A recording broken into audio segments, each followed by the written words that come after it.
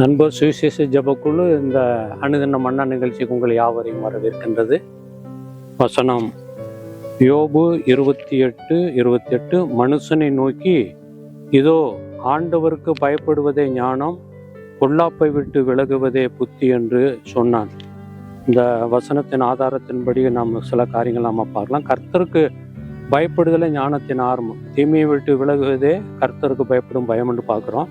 யோபினுடைய வாழ்க்கையில் அவர் ஆண்டவருடைய சமூகத்தில் தேவபுத்திரர்கள் நிற்கிறாங்க. அப்போ சாத்தான் சொல்கிறான், நீ அவனை வேலி அடைத்து காத்ததுனால தான் அவன் உன்னை தூசிக்காமல் இருக்கிறான்.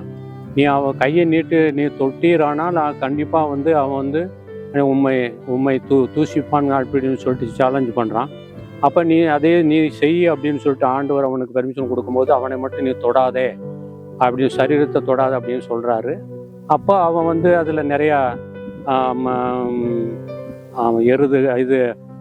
கழுதைகள் திருடிட்டு போயிடுறாங்க. அப்புறம் ஆடுகள் வானத்துலேருந்து அக்கினி அதை சுட்டெரிச்சு போடுது. அப்புறம் ஒட்டகங்களை சபையர்கள்னு சொல்லக்கூடியவங்களை அவங்க கடத்திட்டு போகிறாங்க. அதுக்கடுத்து ஒரு செய்தி, இது எல்லாத்துக்கும் ஒரு செய்தியை அவன் அதுலேருந்து காக்கப்பட்டவங்க மட்டும் அந்த செய்தியை யோபுட்ட சொல்லிக்கிட்டே இருக்காங்க. அப்புறம் கடைசியில் யோபுனுடைய பிள்ளைகளை குறித்தும் ஒரு அதிலிருந்து மீதியாக இருந்து ஒருத்தன் சொல்கிறான், இந்த மாதிரி அவங்களும் எல்லாருமே அந்த 4 திசைகள் அடித்த காட்டுனால அவங்களும் இறந்து போயிட்டாங்க, யாரும் இல்லை, எல்லாரும் 10 பேருமே இறந்துட்டாங்கன்னு சொன்ன உடனே அப்போ சொல்கிறேன், நான் நிர்வாணமாக வந்தேன், ஆனால் நிர்வாணமாக நான் போகிறேன், கர்த்தர் கொடுத்தார், கர்த்தர் எடுத்தார், கர்த்தருடைய நாமத்துக்கு ஸ்தோத்திரம் உண்டாகட்டும்னு சொல்கிறேன். இது மாதிரி 2வது முறையிலும் கூட தேவதூதர்களும் தேவன் இருக்கிற இடத்துல பிசாசு நிற்கிறான். அப்போ தான் சொல்கிறான், என் தாசனாகிய யோபின் மேல் நீ கவனம் வைத்தாயோ அப்படின்னு சொல்லும்போது அவன் உத்தமனும் சன்மார்க்கனும் அவன் பொல்லாப்புக்கு விலகறவனுமா இருக்கிறான் அப்படின்னு சொல்லிட்டு ஆண்டவர் அவனை குறித்து சொல்கிறாரு. அந்த நேரத்தில் தான் சொல்கிறான், அவனுடைய மாம்சத்தையும் எலும்பையும் நீ தொட்டீரானால் கண்டிப்பாக உன்னை அவன் தூசிப்பான் அப்படின்ட்டு. ஆனால் அந்த காரியத்திலையும் கூட அவனுங்க பருக்களால் நிறைந்திருக்கான். இந்த சம்பவங்களில் அவன் நிறைந்திருந்தாலும் கூட அப்போ அவளுடைய மனைவி சொல்கிறா, இன்னும் நீ உத்தமத்திலேயே நீ நிற்கிறியா, தேவனை தூசித்து ஜீவனை விடுன்னு சொல்லும்போது அவன் சொல்கிறான், நான் நன்மை பெற்ற நாம் தீமையை பெற வேண்டாமா, பைத்தியக்காரியை போல பேசுகிறாய் அப்படின்னு. அப்போ இதெல்லாம் வரும்போது அந்த 3 நண்பர்கள் அவனோட கூட இருக்காங்க. எத்தனையோ விதமான காரியங்கள் அவன்கிட்ட பேசுகிறாங்க. ஆனால் கடைசியில் ஆண்டவர் என்ன சொல்கிறாரு, உங்கள் மேலே என் தாசனாக யோபு பேசுனது போல் நிதானமாக நீங்கள் பேசலை, நீங்கள் என்னை கோபப்படுத்தி விட்டீங்கன்னு சொல்லும்போது உங்களுக்கு நீங்கள் ஒரு சர்வாங்க தகனபடி செலுத்தணும் அப்படின்னு சொல்லிட்டு 7 காளைகளை 7 ஆடுகளை கடாக்களை கொண்டு போய் நீ அவன்கிட்ட கொண்டு போய் கொடுத்து சர்வாங்க தகனபடி செலுத்து அப்படின்னு. அப்பா அங்கே போய் செலுத்தும் போது அப்போ ஆண்டவர் பார்க்குறாரு. ஆண்டவர் அவனுடைய முகத்தை பார்த்தாருன்னு சொல்கிறாரு.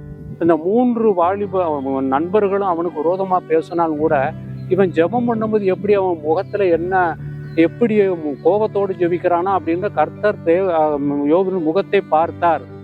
பார்க்கும்போது அவனுடைய முகம் பிரகாசமாக இருந்தது. அது நான் வேதத்தில் இல்லைன்னாலும் அவன் வெறுப்பு எதுவும் அவன் முகத்தில் இல்லை.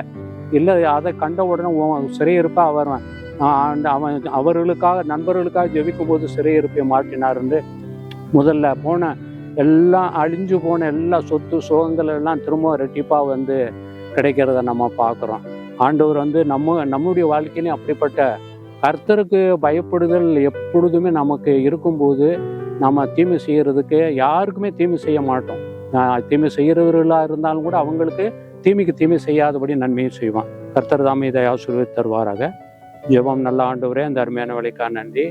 தொடர்ந்து ஆண்டவரே, இந்த வேத வசனங்களை நாங்கள் பார்த்தோம். இந்த வசனத்தின்படி யோபினுடைய வாழ்க்கையில ஆண்டவரே அவன் நண்பர்கள் குறித்து எவ்விதத்திலும் ஒரு எல்லளவு கூட உள்ளத்துல அவன் வெறுப்பு எதுவும் இல்லாதபடி அவருடைய முகத்தை நீ பார்த்து அவருடைய ஆண்டவரே நீ மாற்றி போட்டீர். அதற்காக ஸ்தோத்திரம். இயேசுவின் நாமத்தில் கேட்கிறோம் பிதாவே, ஆமென்.